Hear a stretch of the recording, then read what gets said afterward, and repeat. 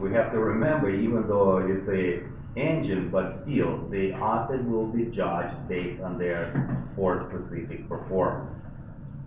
So when we set enough goals, we have to have both. We need to have a sport-specific goal first, and then what type of biological system we're trying to create to achieve that goal second. So how do we do that? So that's where actual biological approach a lot more efficient. So what I'm going to talk to you now, the logic of selection of physical activities, what systems you are using, block, periodization, new periodization, I don't care.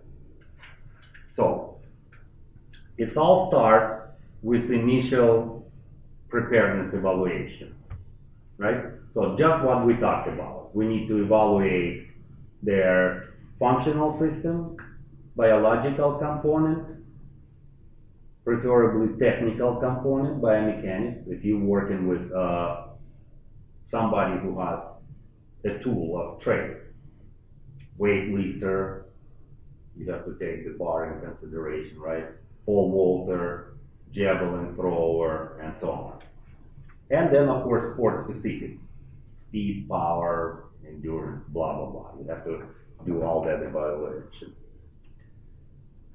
So right there, physiological, biomechanical, psychological profile as well. This is all should be done in this evaluation. It doesn't have to be complicated, honestly. Really, it can be quite simple.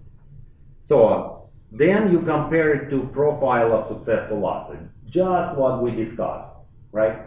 Because without this step, nothing makes sense. Only after that you can create long-term goal. Long-term goal have to have always two goals. The sport specific, let's say so my high jumper jumping 210, my plan is to get it to 215. But now I have to have very clear understanding what components I need to improve of his functional system to achieve 215. Maybe I need to increase his velocity on approach, maybe I need to increase his vertical, I don't know. And then the next answer is the most important one, through which mechanism?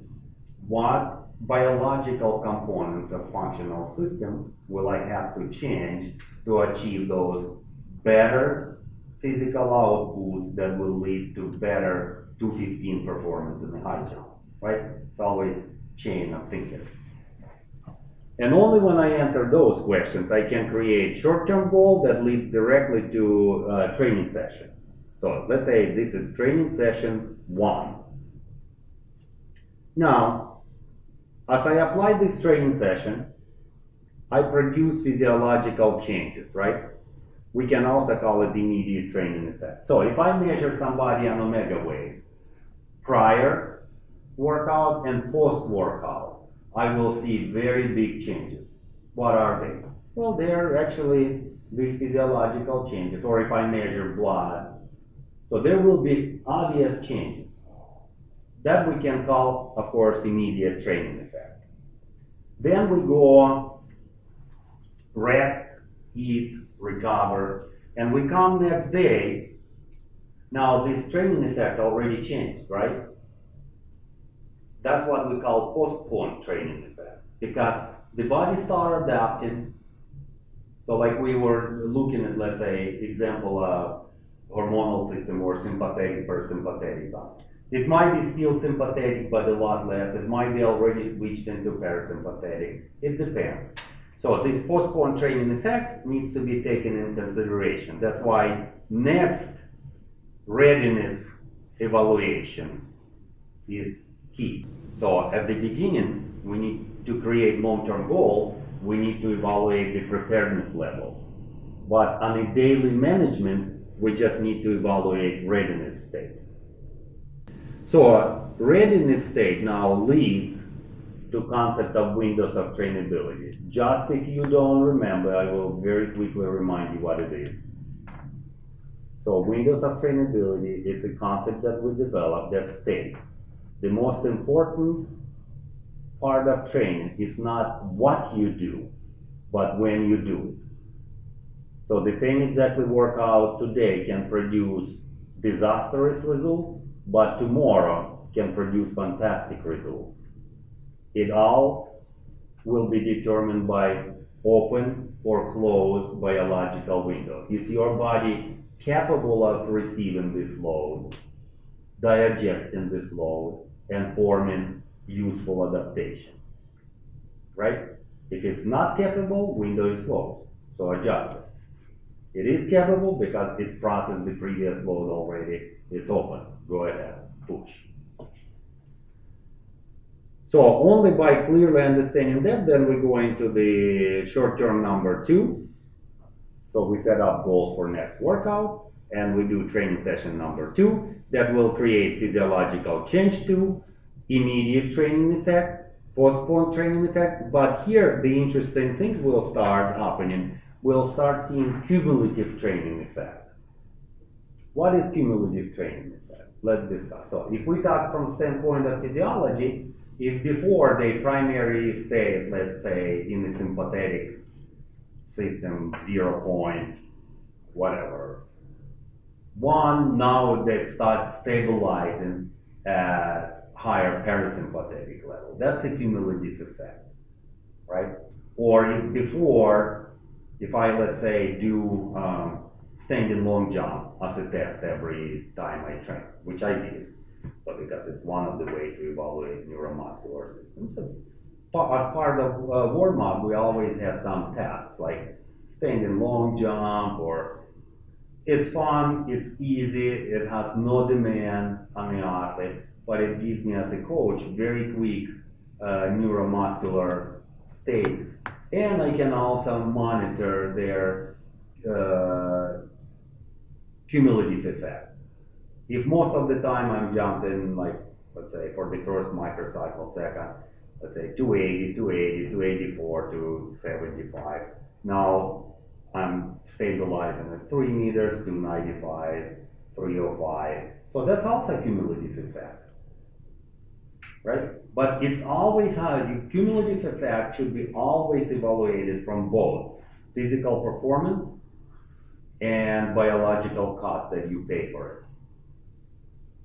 Because if you only evaluate performance, that's the old way, where control is primary, you're trying to control training process. That's what everybody else does. We measure, we adjust training. We need to take in consideration output. And then we repeat it over and over and over, and that helps us to achieve net cumulative effect. Now, net cumulative effect can be positive or can be negative. It all comes down to one thing, net cumulative effect. Your athlete will be successful based on this parameter, or non-successful. So let's give a definition what successful or non-successful cumulative effect is. So let's assume with that 400 meters, we decided that we need to increase, so we need to run 55 seconds. And to run 55 seconds, we have to increase your, let's say, slow twitch fiber cross section, increase oxidative capacity of fast twitch fiber, increase cardiac output, and we've done all of that. Is the cumulative effect positive? Because we set up the goals, biological goals, and we create them. Not so fast, because now we have to look at the time, and the time is not happening, and we're like, what, did we do a mistake? Were those adaptations not important? No. Cumulative effect can be evaluated only by multi-factors, because if we achieve all of those adaptations, but we didn't pay any attention to hormonal system, and she overtaxed her hormonal system, and now slowly we start seeing that decrease in mass of endocrine glands, right? And decrease of presence of anabolic hormones in the bloodstream. I don't care if we created those good adaptations. The net cumulative effect is negative because we solved one problem, but we created another one. The only way you're going to create net cumulative effect when all the parameters of that table are matched.